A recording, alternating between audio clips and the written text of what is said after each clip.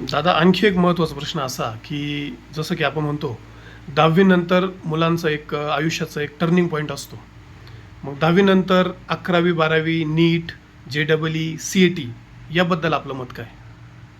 सध्या जो ट्रेंड आहे तर तो काय होतं की मुलं 1ली ते 10वी ज्या शाळेमध्ये असतात त्या शाळेमध्ये त्यांना कंटाळलेले असतात आणि त्याच्यामुळे जसं 10वी पास होतात त्या मुलांना शहराची ओढ लागलेली असते किंवा त्यांचे आधीचे जे मित्र असतात ते सांगतात की शहरामध्ये गेलं पाहिजे, परंतु ते सगळ्यात नुकसानकारक असणार आहे. याला कारण असं आहे की शहराची क्रेज असल्यामुळे जे काही नवनवीन प्रकार असतात ते सगळे शहरामध्ये होतात आणि त्या ठिकाणी मुलं त्यांच्या आयुष्याचं नुकसान करून घेत असतात.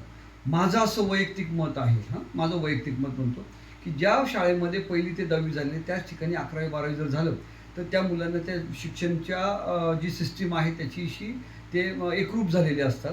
दुसरी महत्त्वाची गोष्ट अशी की ते जे शिक्षक असतात ते जेवढे जीव काढून आणि करत असतात ते बाहेरचे शिक्षक करत नाही.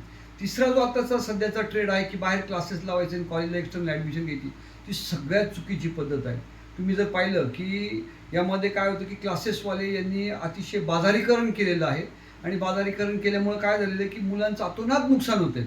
परंतु मुलांना 10वी पास झाल्यानंतर जो काही मार्क्सचा फुगवटा असतो, फुगवटा हा 100% कॉपी केल्यामुळे असतो. नाही म्हटलं तरी हुशार मुलंसुद्धा थोडेफार प्रमाणात कॉपी करतात आणि ते 90-95च्या आसपास जातात.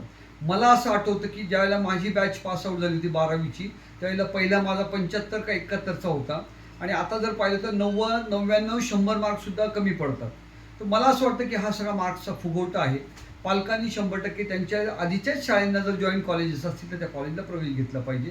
त्याला कारण असं आहे की त्यांची जी अटॅचमेंट असते शिक्षकांची आणि तळमळ जी असते तर ती मुलांचं भविष्य घडवण्याची तळमळ असते. बाहेरच्या क्लासेसला गेल्यानंतर तिथं ते 5-5, 7-7 लाख रुपये घालतात, स्वतःच्या करिअरचं नुकसान करून घेतात आणि पालकही दुसऱ्या पालकांना कधीच मार्गदर्शन करत नाही. ही सगळ्यात वाईट गोष्ट आहे. त्याच्यामुळे मला असं वाटतं की ज्या ठिकाणी मुलांचं नुकसान होणार असेल त्या ठिकाणी कोणत्याच शहरामध्ये न पाठवता जी आपली पूर्वीची शाळा आहे त्या पूर्वीच्या शाळेमध्येच त्या पालकांनी त्या मुलांना ॲडमिशन घेतली पाहिजे.